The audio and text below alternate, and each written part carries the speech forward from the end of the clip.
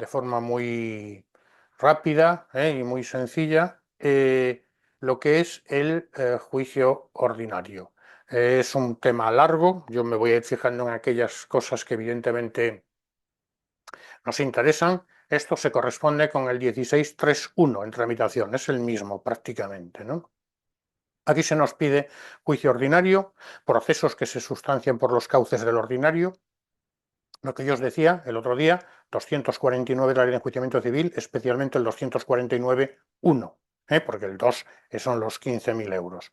Demanda, objeto, documentos que deban acompañarla, contestación a la demanda, la rebeldía, problemas derivados de la ampliación de la demanda y de la reconvención, audiencia previa, vista de juicio, diligencias finales y la terminación del proceso, ¿no?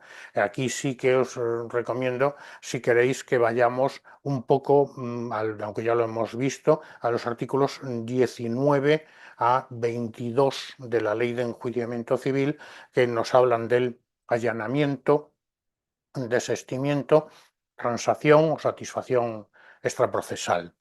Bueno, como vemos, estos dos últimos epígrafes no tienen mucho sentido aquí, pero bueno, yo los pongo, pues los vamos a ir viendo a lo largo de todo el, el estudio del temita. Entonces empezamos un poco, digamos, con el juicio ordinario, ¿no? Ya hemos dicho claramente, el juicio ordinario pues es uno de los dos declarativos que establece la Ley de Enjuiciamiento Civil, el otro es el juicio verbal. Es el juicio, si queréis, más complejo o más garantista, si me permitís la palabra, porque lo de complejo, el juicio verbal también lo es, ¿no? Se regulan los artículos 399 a 436, 399 que es el artículo que establece, digamos, los requisitos de la demanda, y el 436 que son las diligencias como ahora vale, no me salen las diligencias, el nombre de las diligencias, que son Diligencias finales. las diligencias finales, qué fácil es, ¿no? Muy bien, estaba pensando en las antiguas diligencias, pero bueno, no les cambió el nombre, las diligencias finales del 435 y el 436, ¿vale? Como digo yo aquí, tienen cuatro fases, el juicio tiene cuatro fases. La primera fase, que sería la fase de alegaciones, ¿no? La fase de alegaciones, demanda, contestación, en su caso reconvención y contestación a la reconvención. Y la segunda fase, que sería la audiencia previa.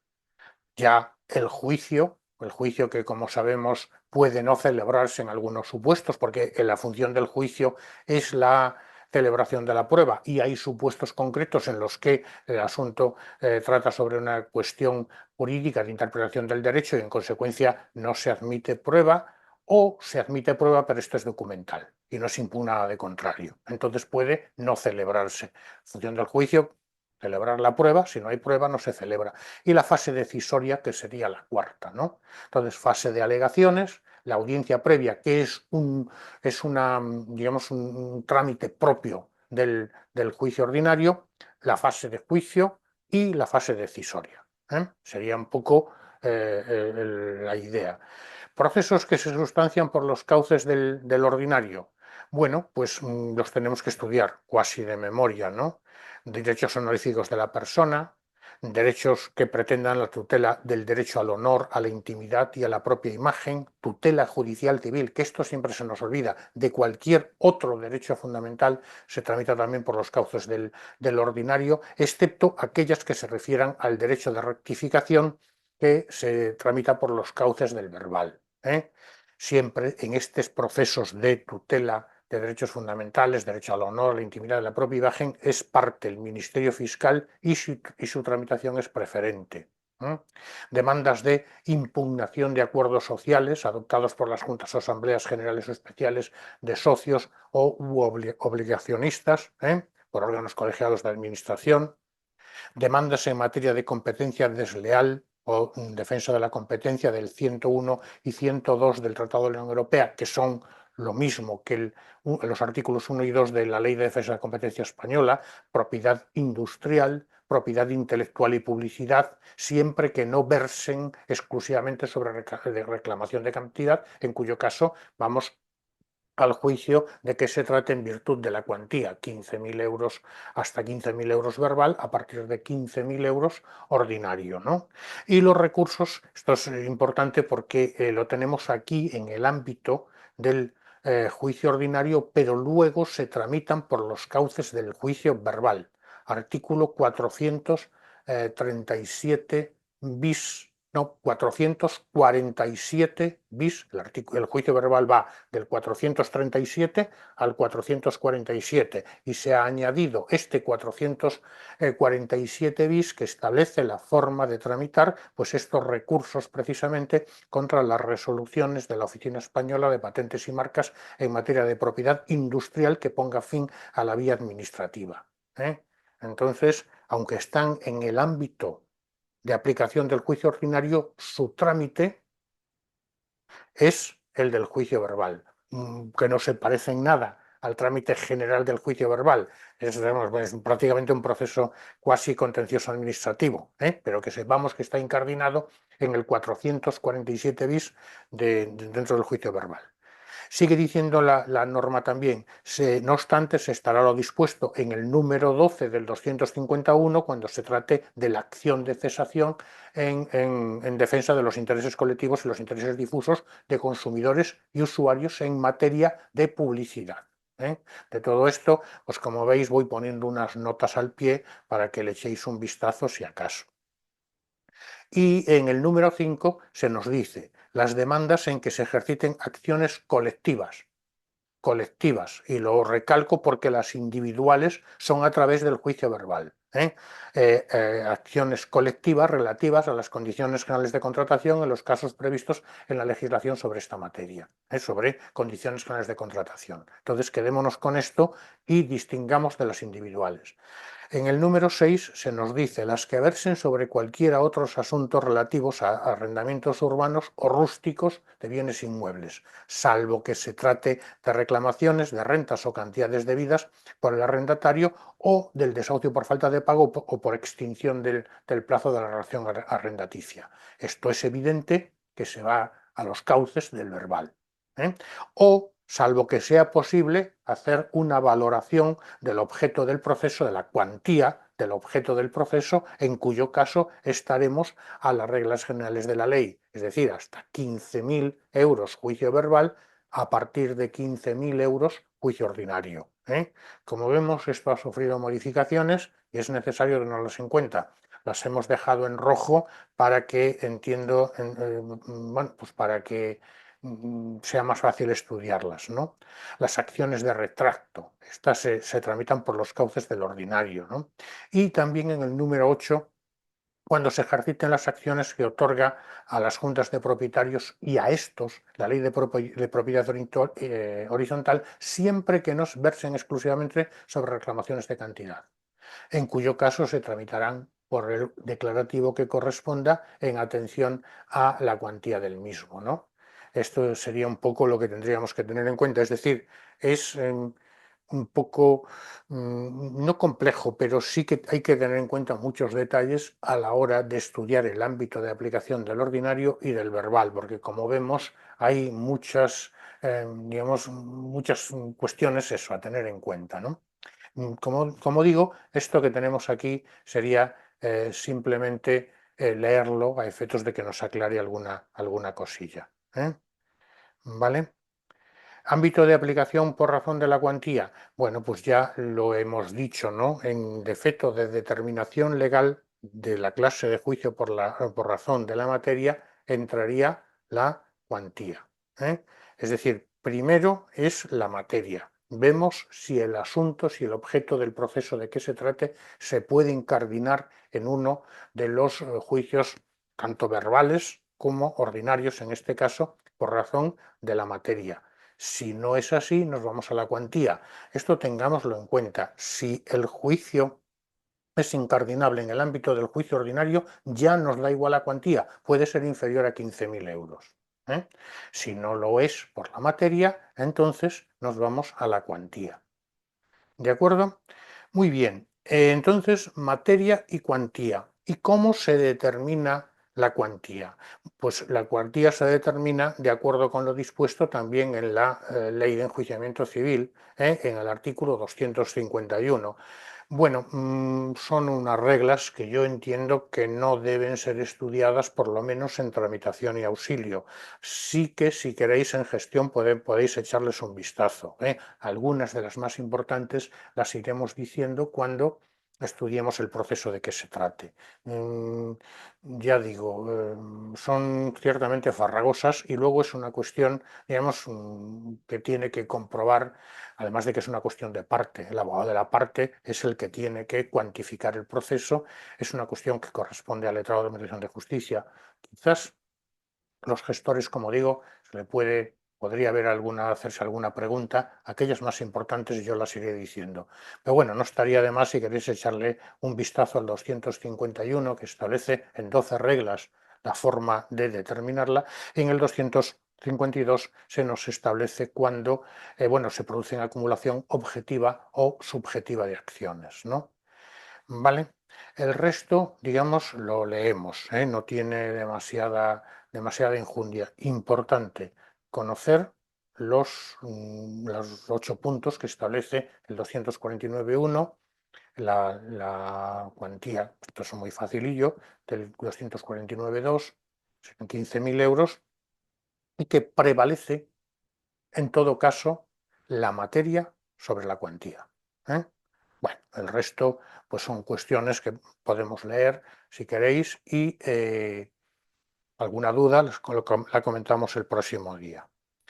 Entremos ya, si queréis, en la demanda, su objeto, documento que deben acompañarla. Ya hemos visto los actos previos al proceso, las diligencias preliminares principalmente. Entonces, una vez que ya tenemos claro, bueno, pues todo el objeto del proceso, digamos, todas aquellas cuestiones necesarias para entablar la demanda, pues acudimos al 399 de la Ley de Enjuiciamiento Civil, que es artículo que nos dice, recordad que el ordinario va del 399 al 436 con las diligencias finales. 437 a 447 bis es el verbal. Lo digo un poco para que tengamos la estructura mental hecha, ¿no?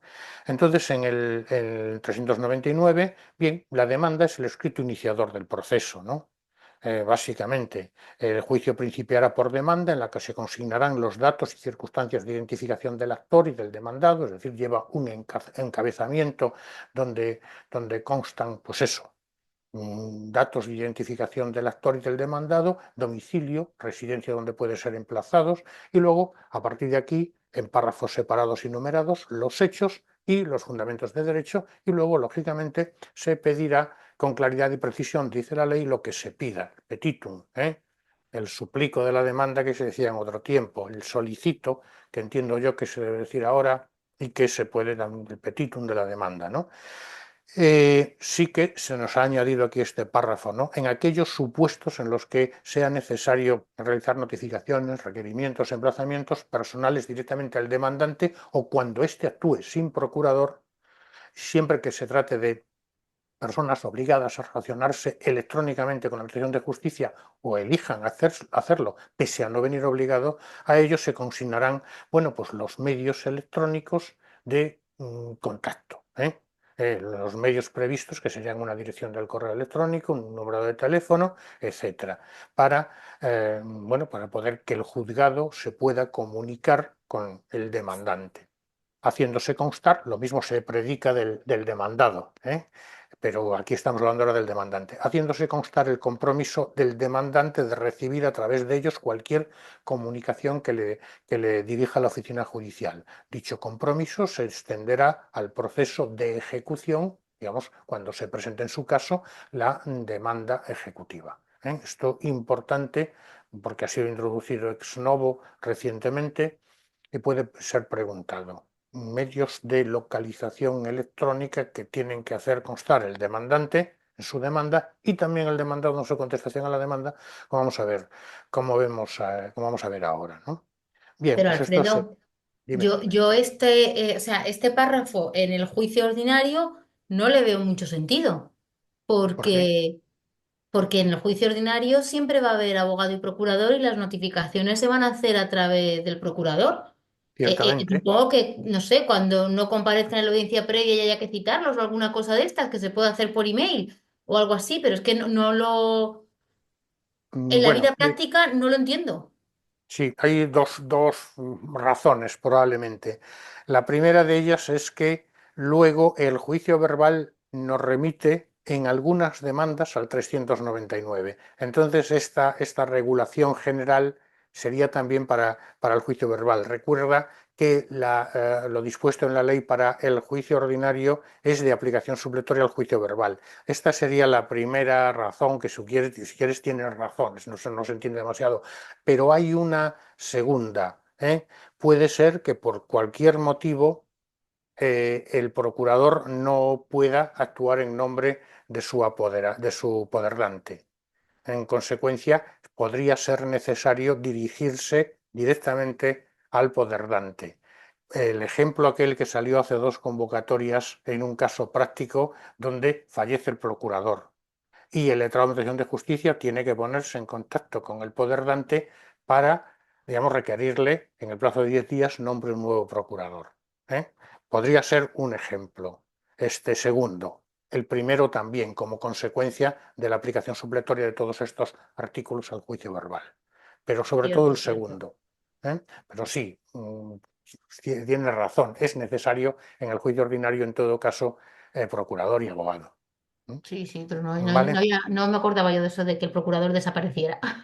Sí, pues eso fue hace, si la memoria no me falla, fue Sí, hace dos sí. convocatorias. Y además, una de las preguntas, fallece el procurador, estando ya Ujú. señalada la audiencia previa, ¿continuará la audiencia previa o el señalamiento y se celebrará la audiencia previa en la fecha señalada o por el contrario, se suspenderá la audiencia previa? Pues esto se preguntó hace, ya te digo, dos convocatorias, si la Sí, memoria no me sí. falla.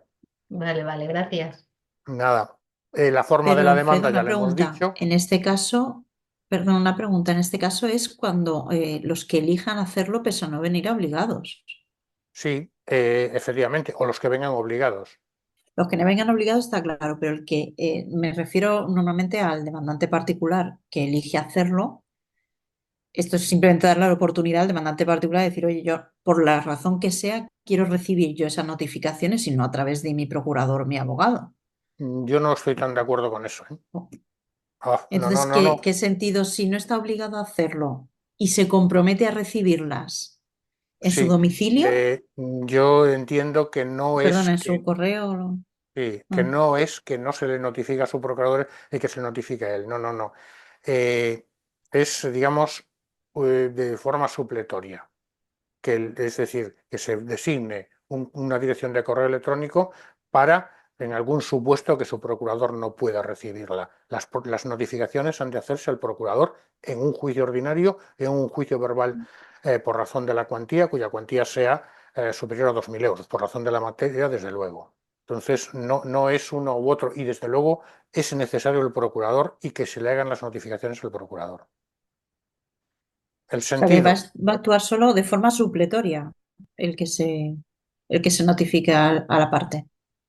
Bueno, Así es, ¿no? Entonces, lo que decíamos, el encabezamiento, los hechos, fundamentos de derecho y la parte del petitum, la petición o suplico. Esto sería un poco lo que es la demanda, las diferentes partes de la demanda y el contenido. Recordad el párrafo que está en rojo. Preclusión de la alegación de hechos y fundamentos jurídicos. Esto es un poco lo que venimos diciendo, ¿no? 400. Muy bien, pues lógicamente aquí lo que nos dice es, en la demanda deben alegarse todos los hechos y los fundamentos o títulos jurídicos en los que se fundamente lo que se reclama, ¿no? Y por lo tanto, ningún hecho o título jurídico puede quedar reservado.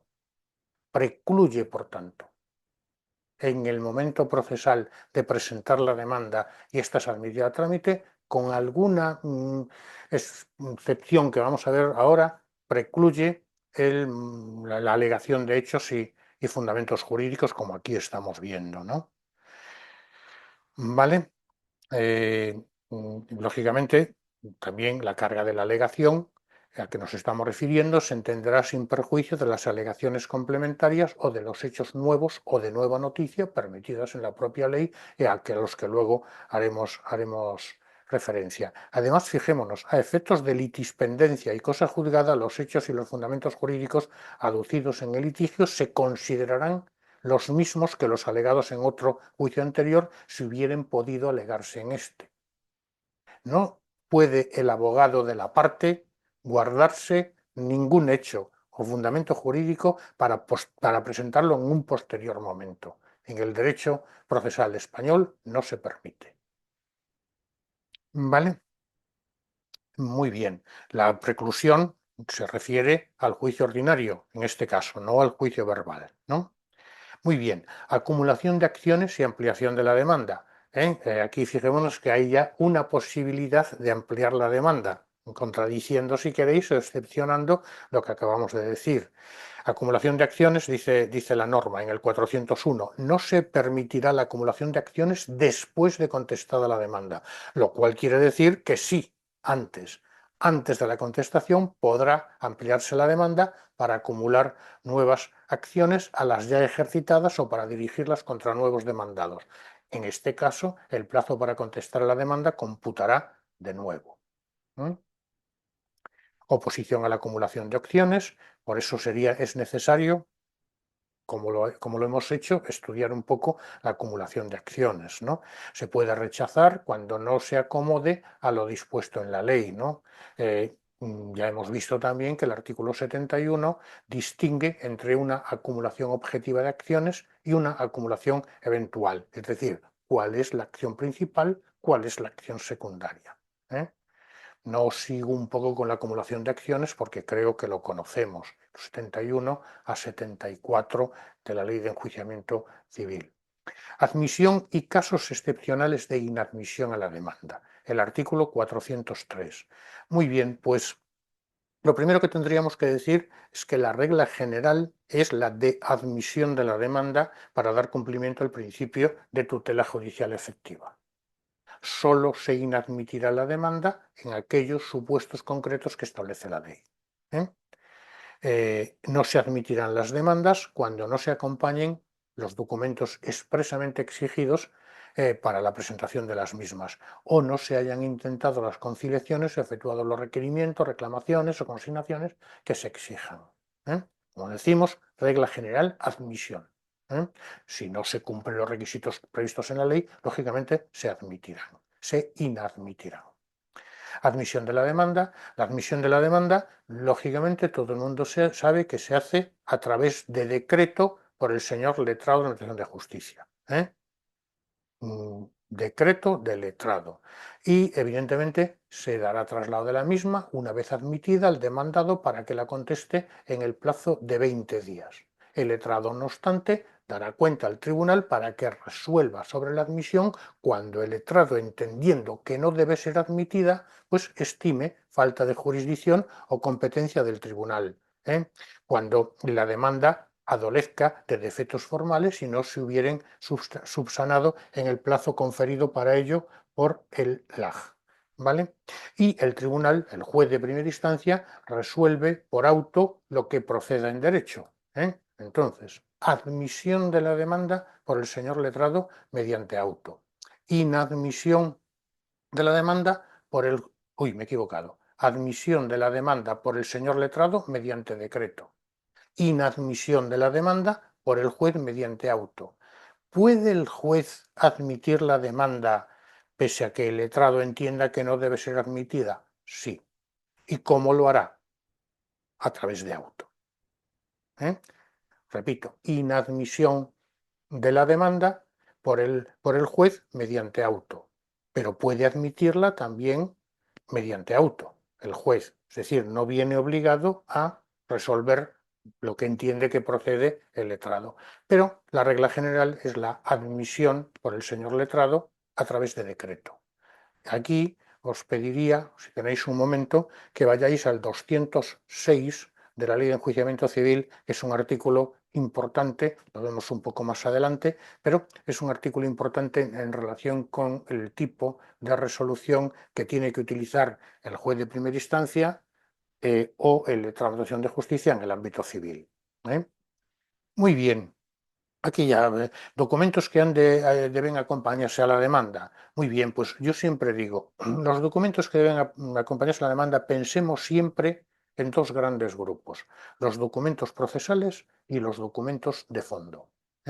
Los documentos procesales, ¿cuáles serían? Básicamente estos tres que tenemos aquí. El apoderamiento. Ahora mismo se nos dice por la ley, la certificación del registro electrónico de apoderamientos judiciales o referencia al número asignado por dicho registro. Es decir, puede realizarse este apoderamiento apudata, digamos, especialmente para este proceso, o puede ya haberse realizado con anterioridad y en consecuencia se encuentra registrado en el archivo de apoderamientos electrónicos judiciales, ¿no?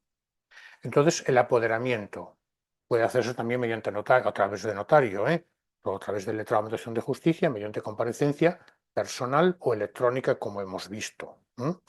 Los documentos, dice el punto segundo, que acrediten la representación que el litigante se atribuya. Lógicamente, si el litigante se atribuye su propia defensa y representación, actúa como persona física, pues no necesitará ninguno. Si actúa, digamos, en nombre de una persona jurídica, habrá de presentar pues, el poder que así lo atestigua, ¿no? Y ya por último, el valor del objeto de litigio. Aquellos documentos que acreditan el valor del objeto de litigio, digamos, a efectos de determinar la competencia en su caso y el procedimiento. Aquí básicamente sería el procedimiento, habida cuenta que la competencia se le puede pagar de hasta 90 euros por razón de la cuantía, ¿no? Documentos u otros escritos. Bueno, pues entonces aquí ya estaríamos en lo que es los documentos de fondo, aquellos documentos en los que las partes funden su derecho. Sería el documento principal, pues el contrato, el documento base, digamos, donde se funda el derecho que se solicita. Medios de reproducción de la palabra, el sonido, la imagen y los instrumentos que permiten archivar y conocer pues, este tipo de asuntos, ¿no? Datos, cifras, operaciones matemáticas, etc. Certificaciones o notas de asientos registrales. Contenido de libros, de registro, actuaciones, etc. Los dictámenes periciales. Recordad que la Ley de Enjuiciamiento Civil establece la obligación de aportar los dictámenes de parte con la demanda y con la contestación a la demanda, existiendo lógicamente a toda regla general excepciones. Pero la regla general sería esta: aportación de los dictámenes periciales con la demanda o en su caso con la contestación a la demanda. Repito, hay excepciones, por ejemplo, cuando sea un perito judicial, cuando se solicite que el perito se nombre por el juzgado, cuando se solicite asistencia jurídica gratuita, pero la regla general es la aportación de parte por los escritos de alegación, demanda y contestación. Y también los informes elaborados por los profesionales de la investigación privada, legalmente habilitados, es decir, los detectives privados que, bueno, pues son una especie de perito testigo ahí en algunos supuestos, ¿no?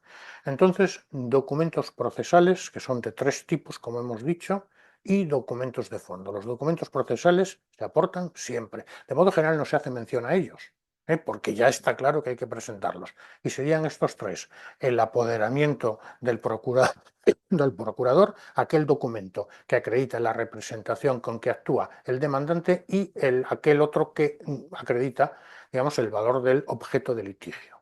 Sería un poco la idea. Sigue diciendo la norma: cuando las partes, al presentar la demanda o la contestación, no dispongan de algunos documentos, pues aquellos a que se refieren el número 3 del párrafo anterior, pues lógicamente podrán designar el archivo, protocolo o lugar donde se encuentren, y entonces lo recaba el señor letrado de Administración de Justicia. Otra regla general es que el letrado de Administración de Justicia no recaba ningún documento al que pueda tener acceso la parte.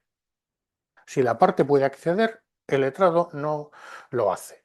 Tiene la parte la obligación de presentarlo. Que la parte no puede acceder porque no, en virtud de la Ley de Protección de Datos, no se le permite acceder, el archivo no es público. Entonces, en su caso, lo recaba el señor letrado de Administración de Justicia. ¿Vale? Esta sería también la idea, ¿no? No hay mucho más. También se sigue diciendo, y esto conviene que lo leamos, ¿no? No obstante, todo lo dicho, el actor podrá presentar en la audiencia previa al juicio, en la vista del verbal, los documentos, medios, instrumentos, dictámenes e informes cuyo interés o relevancia solo se ponga de manifiesto a consecuencia de las alegaciones efectuadas por el demandado a la hora de contestar a la demanda.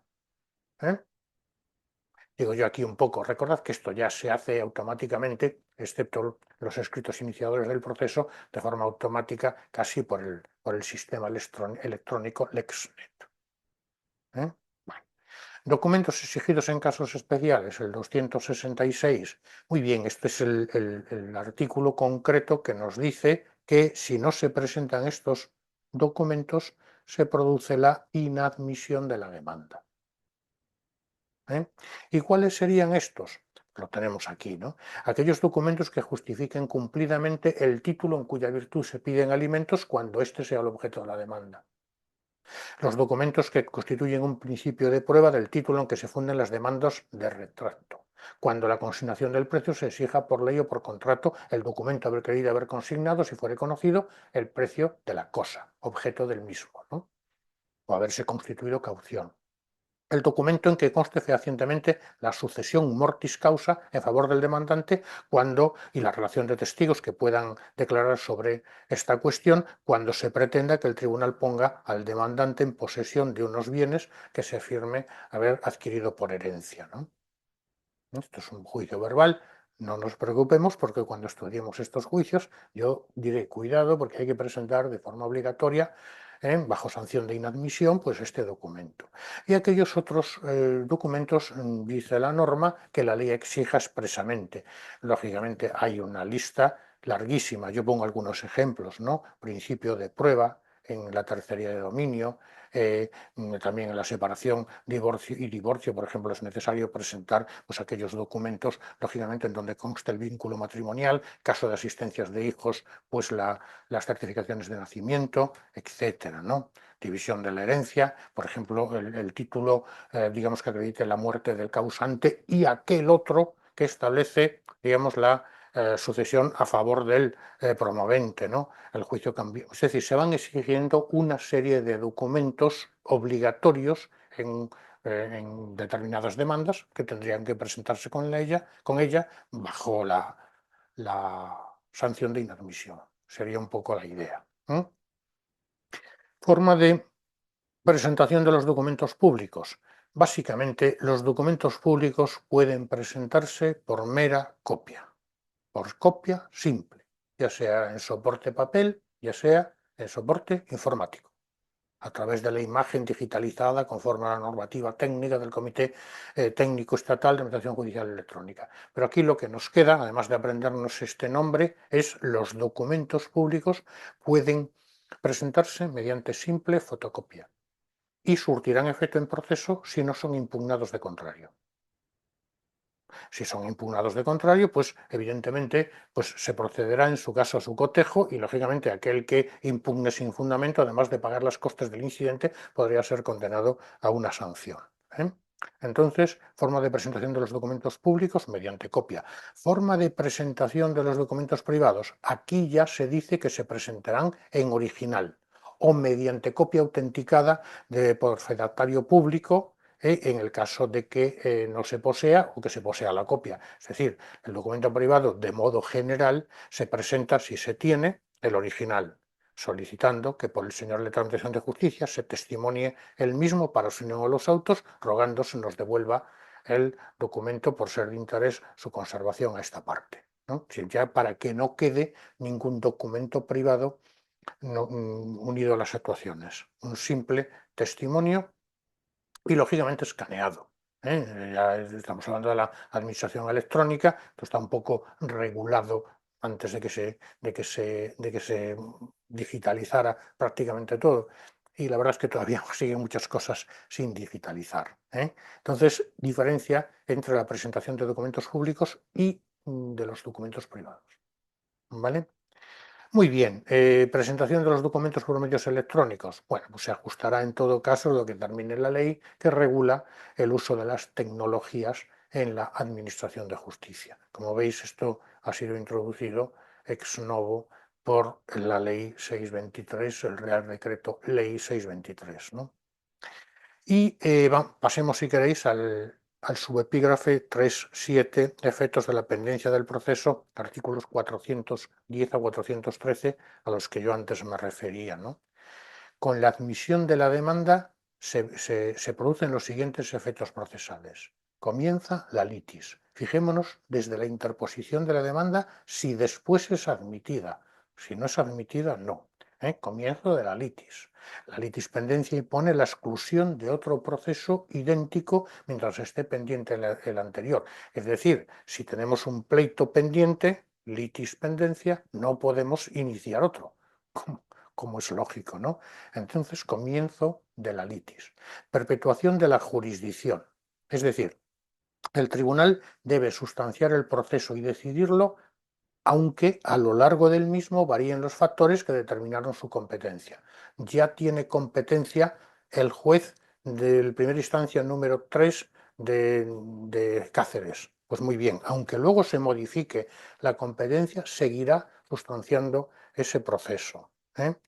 Eso se ve muy bien, por ejemplo, en los juzgados de violencia sobre la mujer que tramitan, digamos, pleitos civiles, de los que tienen competencia y que ahora han perdido la competencia de violencia sobre la mujer porque esto se ha comarcalizado.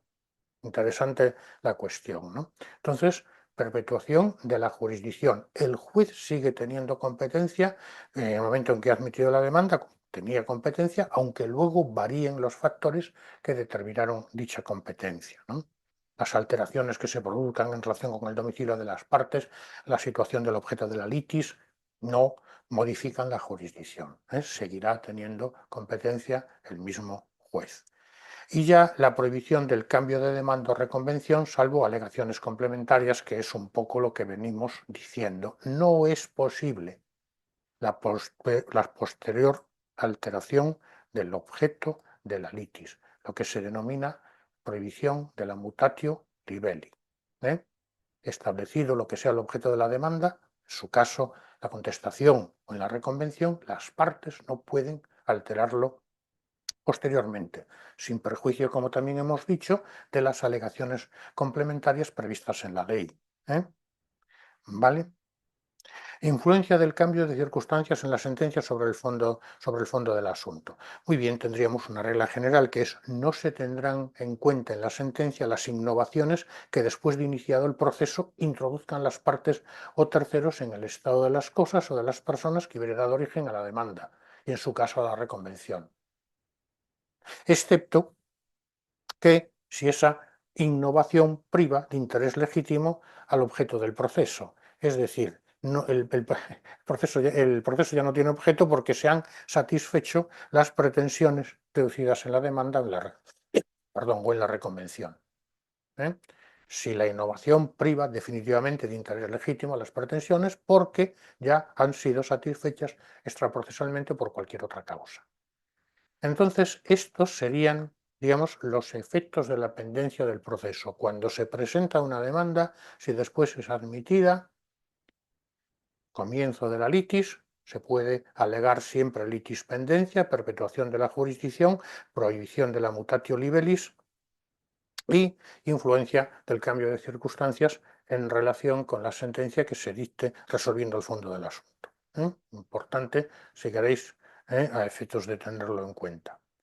Entonces, la demanda, ya la dejamos aquí un poco por sabida, ¿no? Por decirlo de alguna forma. Y ahora nos vamos a la contestación a la demanda, que es prácticamente lo mismo, ¿no? El letrado, ya hemos dicho, examinada la demanda, dictará decreto admitiendo la misma y dará traslado de ella al demandado para que la conteste en el plazo de 20 días. El demandado, una vez emplazado y conociendo la existencia, tiene varias opciones, que también las hemos ido comentando. Puede impugnar lo que es la falta de competencia del tribunal. Recordamos que decíamos la jurisdicción o competencia de cualquier tipo, mediante la declinatoria en el plazo de los 10 primeros días de los 20 que tiene para contestar a la demanda, y el señor letrado acordará la suspensión del proceso hasta que se resuelva la declinatoria. Pugnar la competencia, por tanto, los primeros 10 días de los 20 para contestar a la demanda. Contestar a la demanda. Lógicamente, en la contestación a la demanda se redactará en la misma forma que en la demanda. Es decir, tendrá su encabezamiento, sus antecedentes de hecho, sus fundamentos de derecho y el petitum. El petitum o el solicito, que de modo general, solicito que se absuelva a mi representado, de todos los... Muy bien. Lógicamente, en la contestación a la demanda habrán de negarse o admitirse los hechos aducidos por el actor. El tribunal podrá considerar el silencio como evasivo, ¿no? Respuestas evasivas como admisión tácita de los hechos, ¿no? Bueno, lógicamente también en la contestación a la demanda se pueden, digamos, poner de manifiesto las excepciones procesales y demás alegaciones que sirvan para impugnar la válida prosecución de la demanda. Es decir, que esta demanda pues no está formulada debidamente porque carezco de legitimación pasiva. Sería un poco la idea. Por eso las diligencias preliminares, ¿no? Subsanación de defectos será de aplicación lo dispuesto para la demanda, es decir, dación de cuenta por el tribunal para que resuelva sobre la admisión de la contestación, siempre que no se hayan subsanado los defectos previstos. Fórmula reconvención. Recordad, bueno, la reconvención la vamos a estudiar un poco más de forma detenida, ¿no? Pero la reconvención es una demanda que presenta el demandado frente al demandante, de tal forma que ahora los dos tienen la consideración de demandantes y demandados, ¿no? Puede allanarse, estar de acuerdo con la demanda. Es decir, sí, efectivamente, yo le debo pues esa cantidad de dinero, pero no tengo forma de pagársela. O bien no le debo 5 o no le debo 25, perdón, sino que le debo 5. Por tanto, estaríamos ante un allanamiento parcial. El procedimiento seguiría por los 20 restantes, acogiéndose esas 5.000 reconocidas mediante auto del señor juez de primera instancia como tiene la consideración de allanamiento parcial. Repito, continuando el proceso por el restante. En el supuesto de que el allanamiento sea total, este finaliza mediante sentencia con condena en costas del demandado allanado. ¿Vale? Con algunas excepciones que podríamos saber que estudiaremos más adelante. Lógicamente también tiene otra posibilidad que es no comparecer en el juicio y ser declarado en rebeldía, básicamente. Recordad que una persona declarada en rebeldía tiene derecho a ser notificado de aquella resolución, decreto del señor letrado, de modo general, aunque la ley dice cuando no deba acordarla al juez, se le notificará el decreto que lo declare en rebeldía y también la resolución que ponga fin al pleito. Aquí esto es muy importante para establecer si ese rebelde es voluntario o involuntario. Rebelde, lógicamente, es aquel demandado que no comparece en forma en el plazo señalado. Otra pregunta que se hace al estudiar este subepígrafe: un demandado, por ejemplo, se le confiere el plazo de 20 días para contestar a la demanda, deja transcurrir con exceso el plazo y no contesta la demanda, se le declara, por tanto, en rebeldía. ¿Podría comparecer con posterioridad? La respuesta debe ser sí, y tenerlo por personado y parte siempre que se persone, de acuerdo con lo exigido por la ley, en el caso del juicio ordinario, mediante abogado y procurador. ¿Podría entonces contestar a la demanda? La respuesta es no. Es decir, no podría, digamos, realizar aquellos actos cuyo plazo ya le ha precluido. Desde el momento en que se le tiene por personado y parte, podría realizar todas las actuaciones posteriores, siguientes, pero no las anteriores. ¿Vale? También se pregunta mucho y es interesante conocerlo. Y también hemos de distinguir claramente el rebelde voluntario del rebelde involuntario. De modo general siempre pensamos en el rebelde voluntario. No comparezco porque no quiero. Pero hay una posibilidad de la rebeldía involuntaria que lo estudiamos cuando hablemos de los recursos y en concreto de la audiencia al rebelde. Simplemente lo leemos, vemos en el último punto, la rebeldía tiene efecto de producir la preclusión de los actos procesales, pero si se le tiene por personado y parte a posteriori, puede actuar en el proceso debidamente, ¿no? Ampliación de la demanda y de la reconvención. Bueno, aquí podríamos comentarlo esto si queréis, ¿no? El artículo 412 en su párrafo primero dice, establecido lo que sea el objeto de la demanda y en su caso de la reconvención, las partes no podrán alterarlo posteriormente. Pero luego, como siempre, en derecho hay excepciones. El demandante puede querer modificar el contenido de su demanda inicial, bien porque se han alterado las circunstancias de los hechos inicialmente considerados, bien porque desea corregir o subsanar errores que contenga la demanda, o porque teniendo en cuenta lo que ha manifestado el demandado en la contestación a la demanda, pues quiere hacer nuevas manifestaciones, ¿no? ¿Vale? Entonces, el demandado puede tener interés en que esto no se produzca, ¿eh? Y lo que dice el artículo en concreto es lo dispuesto en el apartado anterior ha de entenderse sin perjuicio de la facultad de formular alegaciones complementarias en los términos previstos en la Ley de Enjuiciamiento Civil. Esas alegaciones complementarias se podrán alegar en el caso del juicio ordinario en la audiencia previa, como ahora vamos a ver, ¿no? ¿Vale? También se regula la posibilidad de ampliar la demanda, formular alegaciones complementarias y aclaratorias, pretensiones complementarias, etc. Ampliación de la demanda antes de que se produzca la contestación. Antes de que se produzca la contestación. Muy bien, pues entonces sí que dice la norma, antes de la contestación podrá ampliarse la demanda para acumular nuevas acciones, salarias ejercitadas o para dirigirlas contra nuevos demandados. En este caso, el plazo para contestar a la demanda computará de nuevo, entero, ¿eh? El demandado podrá oponerse a la acumulación pretendida, ¿eh? Lógicamente, también se aclara, no se permitirá la acumulación de acciones después de contestar a la demanda. Alegaciones complementarias en la audiencia previa al juicio. Bueno, pues esto es un poco lo que vengo diciendo. En la audiencia previa, ahora lo vamos a ver, los litigantes, sin alterar sustancialmente sus pretensiones, podrán efectuar alegaciones complementarias en relación con lo manifestado por la contraria en el escrito de, digamos, contestación a la demanda, por ejemplo, ¿no? También podrán aclarar algunas alegaciones que hayan hecho, rectificar extremos secundarios, pero en definitiva, lo que tendríamos que tener en cuenta es que no se puede modificar sustancialmente la demanda y también se puede realizar alguna petición accesoria o complementaria. Petición accesoria o complementaria, ¿eh? Lógicamente, el tribunal en la audiencia previa dará traslado a la otra parte y, en virtud de lo que manifieste la otra parte, el tribunal resolverá oralmente en la misma audiencia previa o, en su caso, pues a través de auto, ¿no? ¿Vale? No hay mucho más que decir de aquí, ¿eh? Alegaciones complementarias en la audiencia previa que ahora vamos a ver, ¿eh? Alegación de hechos nuevos o de nueva noticia antes de dictar sentencia.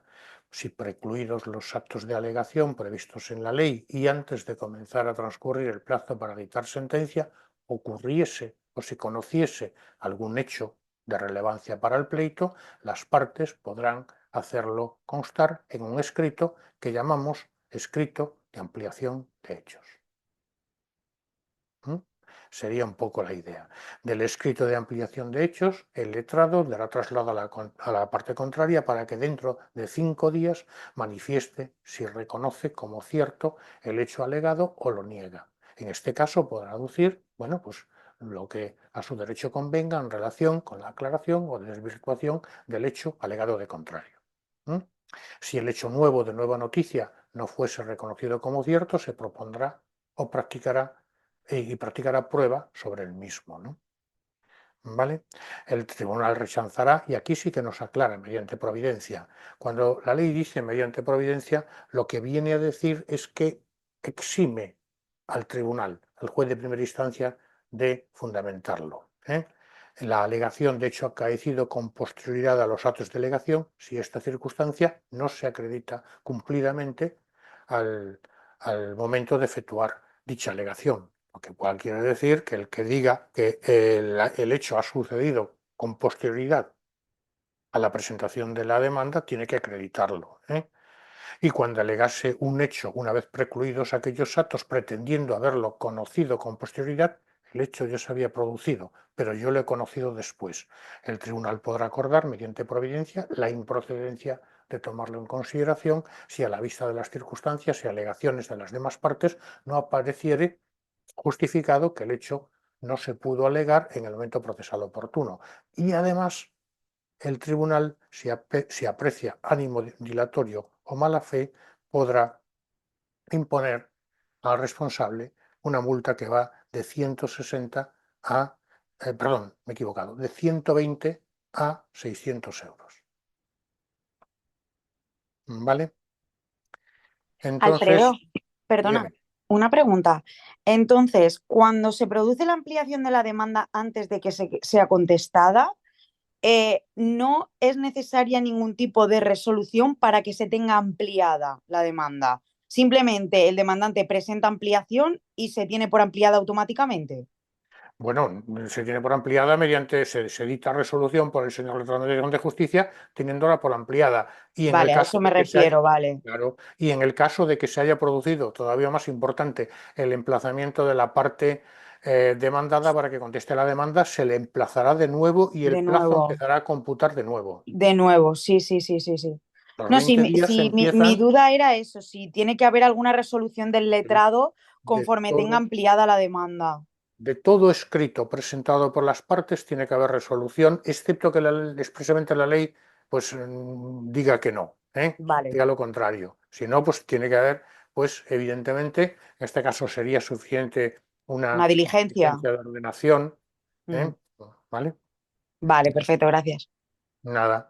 Y ahora estudiamos la reconvención. Es la reconvención que antes hacíamos referencia y yo decía, bueno, la reconvención es una demanda que presenta el demandado contra el demandante.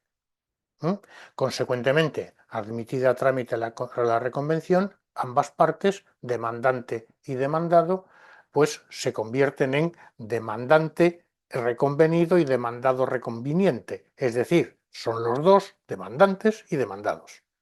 ¿Vale?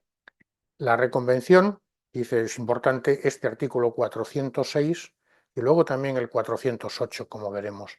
El 406 que nos dice claramente la reconvención se propondrá a continuación de la contestación a la demanda y se hará de forma expresa. ¿eh? Habrá de expresar con claridad la tutela concreta que se pretende y respecto del actor o de otros sujetos, ¿no? ¿Vale? Inadmisibilidad de la reconvención no conexa con la demanda y de la reconvención implícita. Bien, evidentemente no es posible presentar reconvención, o por lo menos no es posible ser que sea admitida cuando el juzgado de primera instancia carezca de competencia objetiva por razón de la materia o de la cuantía, o cuando la acción ejercitada en la reconvención deba ventilarse en un juicio de diferente tipo. Es decir, en principio, luego veremos que sí, en principio no podría, desde luego, ventilarse a través de o presentar una reconvención si, digamos, estamos ante un juicio ordinario y, digamos, se presenta una reconvención, digamos, de un juicio que debe tramitarse por los cauces del verbal. Esta sería la regla general, pero como excepción sí que lo permite. Dice, podrá ejercitarse mediante reconvención la acción conesa que por razón de la cuantía, hubiere de ventilarse en el juicio verbal. Por razón de la cuantía, no por razón de la materia. Del mismo modo, si se estuviera tramitando un proceso ante un juzgado de primera instancia y se planteara mediante reconvención una acción conexa que fuere competencia de los juzgados de lo mercantil, competencia del juez de lo mercantil, el juez de lo mercantil es un juez civil especializado. En virtud de esto, previa audiencia del actor y demás partes personadas por 5 días, el juzgado de primera instancia se inhibirá a favor del juez de lo mercantil. ¿Por qué? Básicamente porque, repito, debido a la especialización del juez de lo mercantil, si se presenta mediante reconvención una acción conexa que debiera tramitarse en el juzgado de lo mercantil, se considera competente a esto. Se procederá de la misma manera cuando se alegue la nulidad de negocio jurídico o la compensación de créditos. ¿Vale? La nulidad a que se refiere el apartado 2 del artículo 408, que es la nulidad de negocio jurídico. La compensación de créditos se ve en el apartado 1 del artículo 408. El auto que inadmita la reconvención por falta de competencia objetiva para conocer de la acción reconvencional podrá ser recurrido en apelación. ¿Por qué? Porque es un auto definitivo, suspendiéndose la tramitación del procedimiento hasta que se resuelva dicho recurso. ¿Vale? Inadmita la reconvención por falta de competencia objetiva. Si la inadmite, es que el juez entiende que carece de competencia objetiva con respecto a la acción propuesta en la reconvención. Por eso digo que es un auto definitivo en ese aspecto. Muy bien, destinatarios de la demanda reconvencional puede ser no solo el demandante, sino también aquellos otros sujetos no demandantes, terceros, que deben ser traídos al proceso, siempre aunque puedan considerarse litis consortios voluntarios o necesarios del actor, por su relación con el objeto de la demanda reconvencional.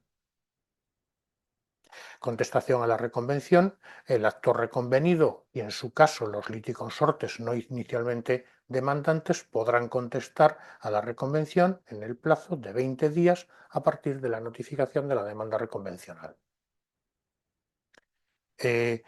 No nos preocupemos si algo de esto no nos suena, pero sí nos damos cuenta ahora el por qué tenemos que conocer todos estos términos, ¿no? Lo que es un litis consorte, lo que es una acumulación de acciones, etcétera, porque si no los conocemos no podemos entender esto, ¿vale?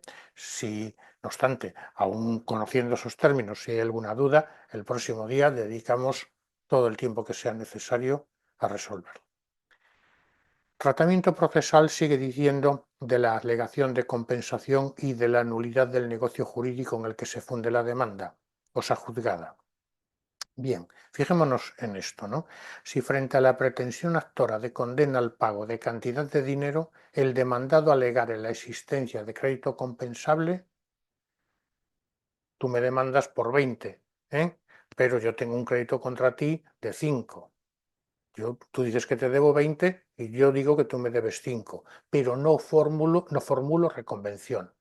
Dicha alegación podrá ser controvertida por el actor en la forma prevenida para la contestación a la demanda, aunque el demandado solo pretendiese su absolución y no la condena al saldo que a su favor pudiera resultar. Es decir, el demandado alega un crédito, digamos, compensable, pero no formula reconvención, simplemente solicita su absolución. El ejemplo podría ser: tú me demandas porque te debo 20 y yo entiendo que tengo un crédito compensable contra ti por 30. Luego, tú me debes todavía 10, pero no formulo reconvención. Simplemente lo que quiero es que se dicte sentencia absolviéndome. ¿Vale? Sería la compensación de créditos del 408. 406, reconvención. 408, compensación de créditos y nulidad del negocio jurídico. Ambos artículos muy importantes.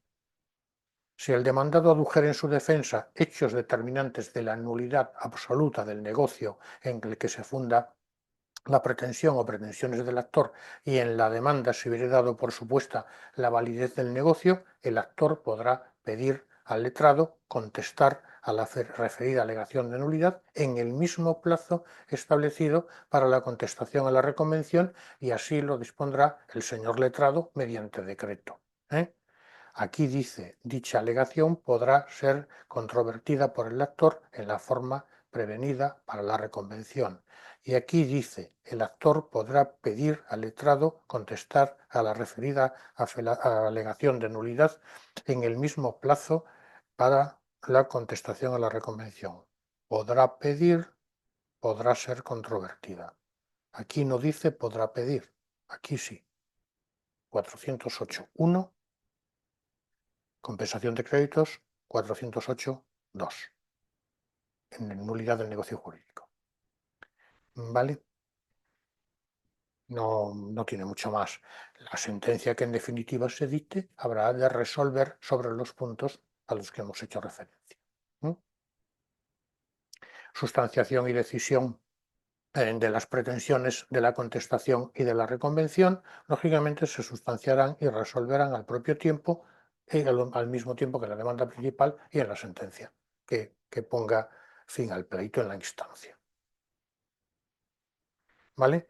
Entonces, estos serían, si queréis, los actos de alegación: la demanda, la contestación, la reconvención en su caso y la contestación a la reconvención. Además, tenemos, como digo, por añadidura, lo que es la compensación de créditos y la nulidad del negocio jurídico. Es bastante materia. ¿Vale? Sigamos un poquito más. La audiencia previa. Hemos dicho, bueno, que una vez que ya finalizan los actos de alegación, bueno, pues el señor letrado, pues cita, si queréis, a la audiencia previa, ¿no? Digo yo aquí un poco para ponernos en antecedentes, la audiencia previa es un trámite exclusivo del procedimiento ordinario que se desarrolla después de contestar a la demanda y, en su caso, después de contestar a la reconvención, ¿no? Finalidad. Aquí quizás, bueno, importante esto, si no se hubiera realizado antes, se informará a las partes de la posibilidad de acudir a una negociación para intentar solucionar el conflicto. Iba a decir un poco que la primera de las fases de la audiencia previa, que vamos a la vamos a dividir en fases para que sea más fácil un poco recordarlo, porque es un trámite bastante largo, pues sería esto, que las partes lleguen a un acuerdo que ponga fin al litigio, ¿no? Pero también se les informa de la posibilidad de que tienen de asistir a una mediación o recurrir a una negociación, a un acto de conciliación, pues para solucionar el conflicto, ¿no? Muy bien, digo yo aquí, básicamente, la audiencia previa es una vista o sucesión de actuaciones que tiene como finalidad conseguir un acuerdo, digamos, que ponga fin al pleito, y si no, pues, bueno, pues preparar el proceso para que, a falta de la práctica de la prueba, el juez pueda resolver el mismo, ¿no? Entonces, veamos un poco, bueno, se nos ha añadido esto: las partes y sus representantes procesales deberán comparecer por videoconferencia. Fijémonos este imperativo, deberán comparecer por videoconferencia o mediante la utilización de medios electrónicos para la reproducción del sonido y, en su caso, de la imagen, de acuerdo con lo previsto en el 137 bis, cuando el juez así lo acuerde, de oficio o a instancia de parte, ¿no? ¿Vale? Y quería yo también hacer mención a otra cosa, ¿no? Bueno, quería hacer mención a una cuestión que tendríamos que... Aquí está, esto era lo que quería hacer constar.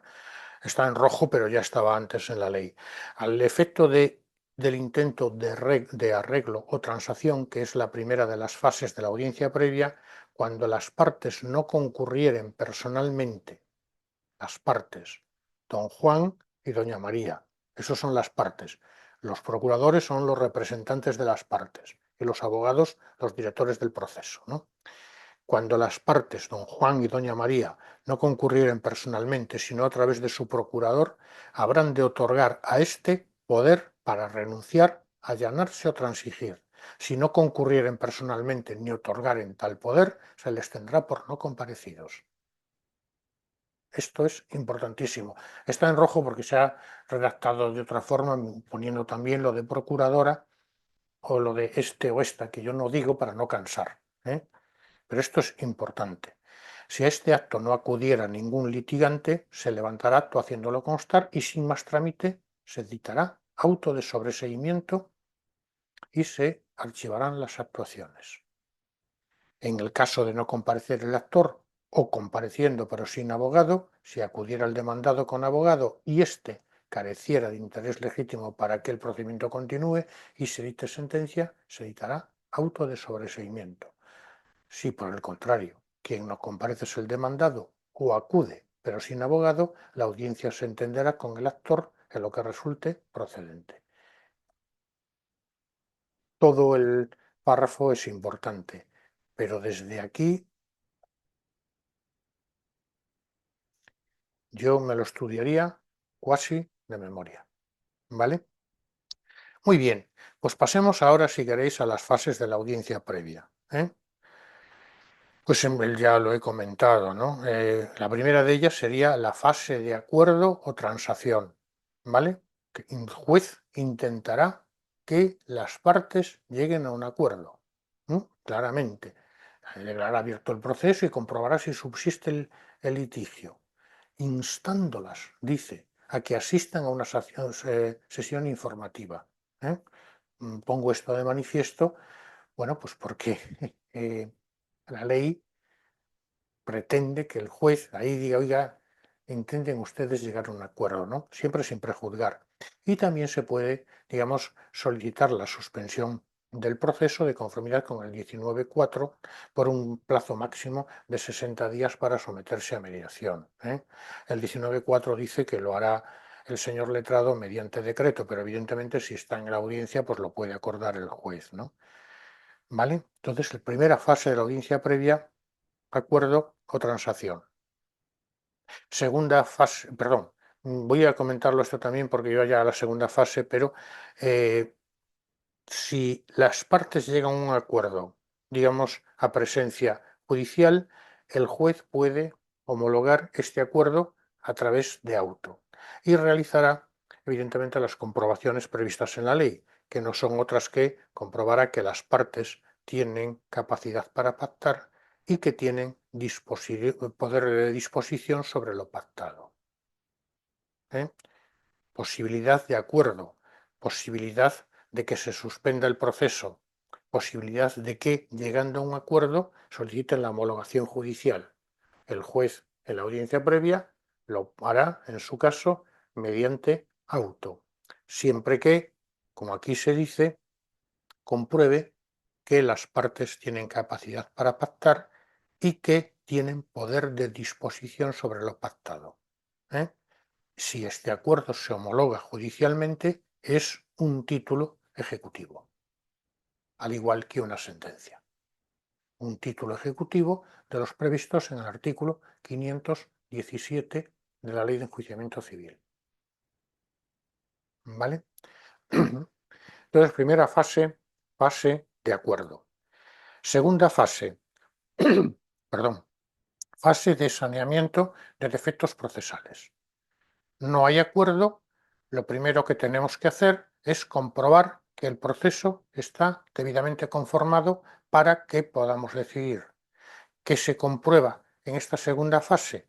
Básicamente que no existe falta de capacidad de los litigantes de representación, que no falta el libido litis consorcio, que no existe cosa juzgada o litis pendencia, que no se da la inadecuación del procedimiento o un defecto legal en el modo de proponer la demanda, etc.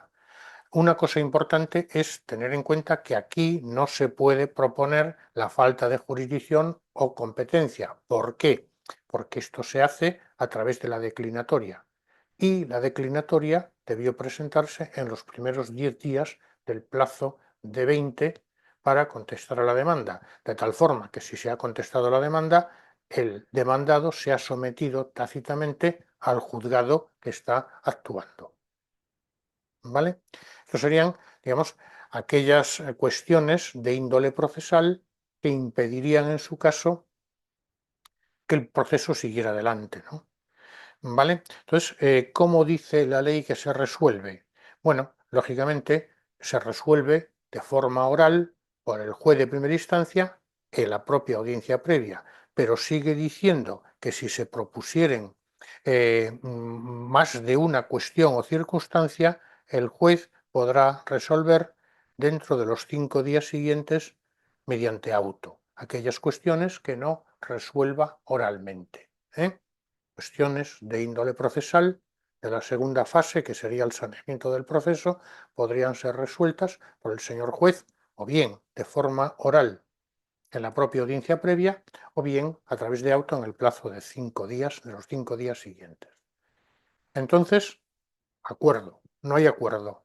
Saneamiento del proceso. El proceso está perfectamente saneado. Pasaríamos a la tercera perdón, fase de la audiencia previa, que sería la determinación precisa del objeto del litigio. Y aquí es donde se podrían formular alegaciones complementarias y aclaratorias, peticiones accesorias y complementarias, esas que venimos repitiendo a lo largo de todo el tema, ¿no? Los litigantes, sin alterar sustancialmente sus pretensiones y sus fundamentos, pueden realizar estas alegaciones complementarias en relación con lo expuesto de contrario. En la contestación a la demanda se dice por el demandado en el hecho cuarto tal cuestión. Queremos poner de manifiesto una alegación complementaria aclarando dicha alegación en el sentido de se puede manifestar por el demandante y también se podrá, digamos, realizar alguna petición accesoria o complementaria. ¿Vale? También los hechos nuevos o de nueva noticia de los que hemos hablado. Entonces, para resumir, esta tercera fase de la audiencia previa lo que pretende es, digamos, determinar, digamos, de una forma ya concreta y precisa el objeto del pleito, realizando aquellas alegaciones o peticiones que permite la ley y que ya queda el pleito perfectamente delimitado. ¿Por qué? Porque eso lo vamos a hacer en la siguiente fase, que sería ya la fijación de los hechos o preceptos legales controvertidos. Es decir, aquellos hechos en los que no hay acuerdo o aquellos preceptos legales en que las partes difieren en su interpretación. ¿Por qué? Básicamente porque en relación con los hechos controvertidos es aquellos o son aquellos sobre los que se propone prueba. Los hechos en los que las partes están de acuerdo no necesitan ser probados. Si ambas partes decimos el día 14 de mayo del año 2023 hemos firmado un contrato, pues no hay que, digamos, proponer pruebas si se ha firmado ese contrato el día 14 de mayo del año 2023. Habrá que proponer prueba sobre aquellos hechos en los que las partes no estén de acuerdo. ¿Vale? Se fijan los hechos sobre los que existe conformidad y disconformidad. En vista de estos hechos, el juez podrá, sigue diciendo la ley, que es curioso, o por lo menos a mí me resulta curioso, el juez podrá exhortar nuevamente a las partes y a sus abogados para que lleguen a un acuerdo. ¿Vale? En caso positivo, se estará lo visto sobre conciliación y transacción. Si el acuerdo no se alcanza, pero las partes estuviesen conformes sobre todos los hechos y la discrepancia es puramente jurídica, el órgano judicial dictará sentencia en 20 días, como antes también creo que lo comentaba, ¿no? Digamos, no celebrándose el acto del juicio. ¿Vale? Proposición y admisión de prueba. Lógicamente, se propone prueba y la prueba se propone de forma verbal, sin perjuicio de la obligación de las partes de aportar escrito detallado de la misma. Si no se presenta en el acto, bueno, pues esto no dará lugar a la inadmisión de la prueba, quedando condicionada a que se presente en los 2 días siguientes. Lo que se llama una especie de instructa, escrito, digamos, donde se propone la prueba sin perjuicio de que ésta se hace de forma verbal. Esta proposición se hace de forma verbal en esta fase de la audiencia previa. ¿De acuerdo? Escrito, si no se presenta en el acto, en 2 días siguientes. Los medios de prueba pues los tenemos en el 299 y serán los que estudiemos, digamos, en la segunda parte del tema, ¿no? Que sería el interrogatorio de parte, los documentos públicos, los documentos privados, el dictamen pericial, el reconocimiento judicial y el interrogatorio de testigos, ¿no? También se admitirán pues, los medios de reproducción de la palabra, el sonido, la imagen, los instrumentos que permitan archivar y conocer o reproducir palabras, datos, cifras, etcétera, ¿no? ¿Vale? Hay una cosa aquí también que sería interesante. Propuestas las pruebas, es interesante por lo discutido que es, ¿no? Propuestas las pruebas, cabe la posibilidad de que el juez de primera instancia considere que esas pruebas no son suficientes para, digamos, probar algún hecho concreto, y entonces solicitará de las partes que, bueno, aporten alguna otra prueba o propongan algún otro medio de prueba, ¿no? ¿Mm? Entonces estas serían las partes de la audiencia previa que os recomiendo que las estudiéis así, ¿eh? 5 proposición y admisión de prueba, y ya nos quedaría la sexta, que sería el señalamiento del juicio. Y podemos dividirla en más fases, pero yo creo que estas son, digamos, las idóneas. Hay otros autores que las dividen en 4 y otras en 8, pero más o menos es esto, ¿no? Una vez que sean admitidas las pruebas, el juzgado, y aquí si estamos en la audiencia previa será el juez, no el juzgado, será el juez el que señale la fecha del juicio, que deberá celebrarse en el plazo de un mes, ¿eh? Siempre que el señalamiento pueda hacerse en el acto de la audiencia previa, lo hará el señor juez. Si no se hace en el acto de la audiencia previa, lo hará el señor letrado. Entonces, en principio, el juicio se celebrará en el plazo de un mes desde que concluye la audiencia previa, ¿vale? En los restantes casos se fijará por el señor letrado de conformidad con el 182. Tenemos aquí. Ahora bien, cuando toda la prueba o gran parte de la misma hubiere de realizarse fuera del lugar en que tenga su sede el tribunal que conozca del pleito, el tribunal o de primera instancia podrá acordar que el juicio se señale para su celebración en el plazo de 2 meses, ¿no? Las pruebas que no se practiquen en el acto del juicio se practicarán con anterioridad. Esas son las pruebas anticipadas a que antes nos referíamos, ¿no? Las partes habrán de indicar qué testigos y peritos se comprometen ellas mismas a presentar en juicio y cuáles deben ser citados por el juzgado, ¿eh? ¿Vale? También aquellos que habrán de realizarse a través de auxilio judicial, etcétera, ¿no? Se podrá señalar varias sesiones del juicio, sería un poco también la idea.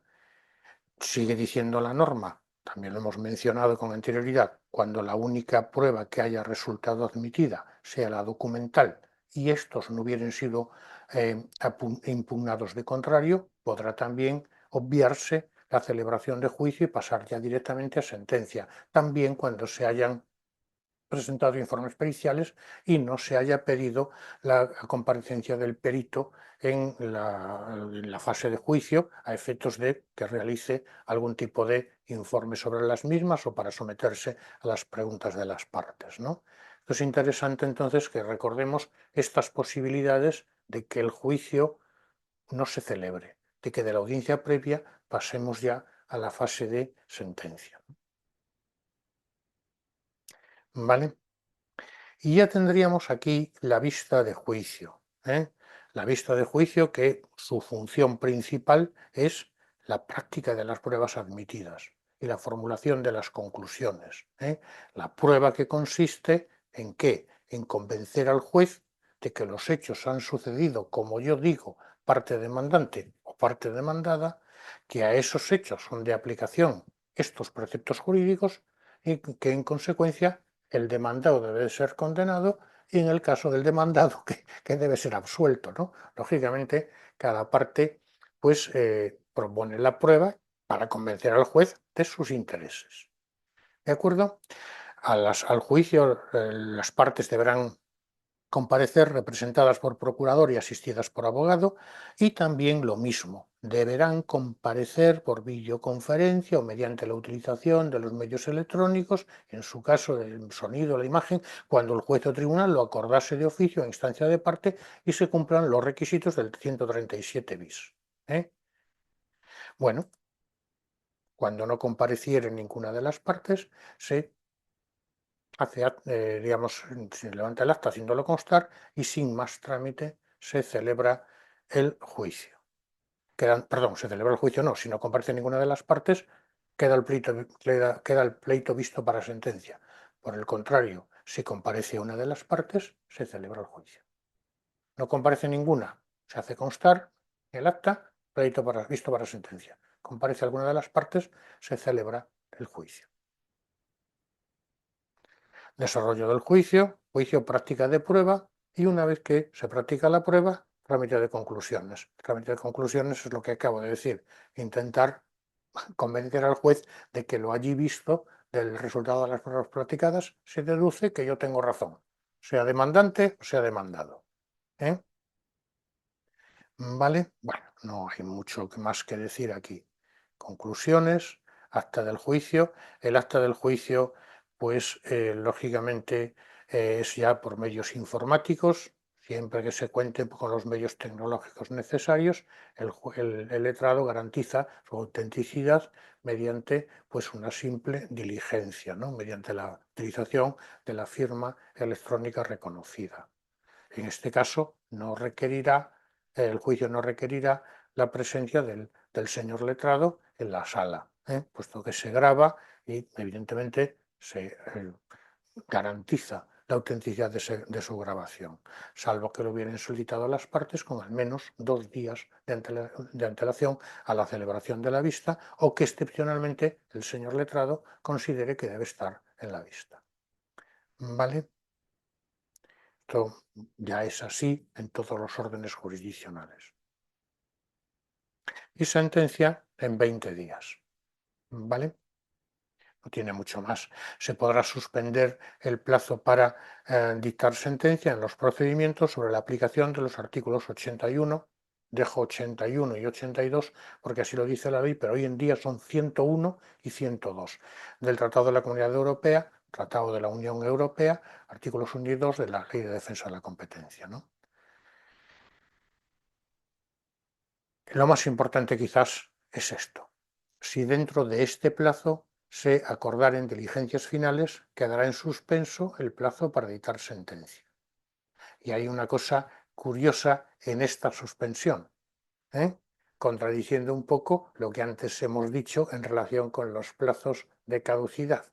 Pero es una excepción, hubo mucha discusión con esto y al final la ley lo aclara, ¿no? Si dentro de este plazo se acordarán diligencias finales, quedará en suspenso el plazo para dictar sentencia. Y las diligencias finales se regulan en los artículos 435 a 436. 435 y 436. Dice la norma, como diligencias finales solo serán admisibles las diligencias de prueba debidamente propuestas y admitidas que no se hubieran podido practicar por causas ajenas a la parte proponente y alguna otra circunstancia. La ley considera improcedente llevar a cabo nada de cuanto se hubiera podido proponer y no se hubiera propuesto. Esto es lógico, ¿no? Así como cualquier actividad del tribunal con merma de la igualdad de partes. Entonces dice la norma, solo a instancia de parte podrá el tribunal acordar mediante auto, solo a instancia de parte. Luego veremos que a toda regla general existe su excepción. Pero en principio, solo a instancia de parte podrá el tribunal acordar mediante auto como diligencias finales la práctica de actuaciones de prueba conforme a las siguientes reglas. Que no se practicarán como diligencias finales aquellas que hubieran podido proponerse en tiempo y forma por las partes, incluidas las que hubieran podido proponerse tras la manifestación del tribunal sobre la insuficiencia de prueba. Es decir, si se han podido proponer con antelación, no se admitirá su proposición como diligencias finales. Sería la primera de los supuestos. El segundo, cuando por causas ajenas a la parte que lo hubiere propuesto no se hubiere podido practicar alguna de las pruebas admitidas. En este caso sí se admitirán. Cuando por causas ajenas a la parte proponente no se hubiese practicado alguna de las pruebas admitidas. En este caso se admite. También se admitirán y practicarán las pruebas pertinentes y útiles que se refieran a hechos nuevos o de nueva noticia. Serían, digamos, una en sentido negativo y las otras dos en sentido positivo.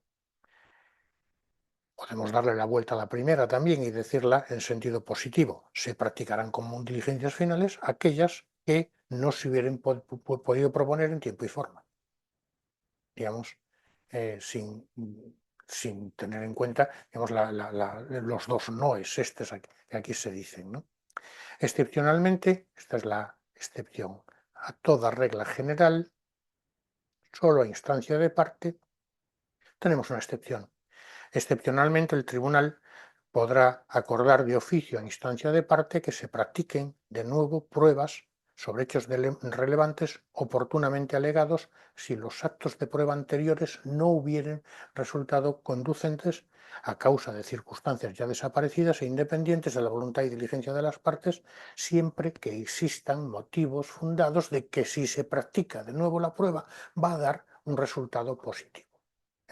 Entonces, esta excepción se refiere únicamente a que el tribunal podrá acordar de oficio o a instancia de parte, digamos, pruebas que consistan, que sirvan para probar hechos que ya se han intentado probar, pero cuyos medios de prueba no han dado el resultado apetecido, entendiendo que con estos nuevos medios de prueba sí se podrán probar esos hechos. ¿Vale? Esta sería la excepción a la proposición de prueba como diligencias finales por las partes. Aquí el tribunal podrá acordar de oficio que sería, como digo, un medio de prueba que permita probar ya hechos que se han intentado probar sin resultado positivo y que se entiende que ahora sí podrán ser probados. ¿Vale? Se acuerdan por auto, lógicamente, y el auto deberá expresar detalladamente aquellas circunstancias y motivos. ¿Vale? Plazo. Bueno, las diligencias que se acuerdan se llevan a cabo dentro del plazo de 20 días. De resultar necesario, las practicarán en la forma prevista para las partes, para las pruebas de que se trate, ¿no? Y en el plazo de 5 días, las partes deberán presentar escrito de valoración de prueba, escrito en el que resuman, digamos, el resultado y valoren el mismo. Entonces, plazo de práctica de las diligencias finales, 20 días.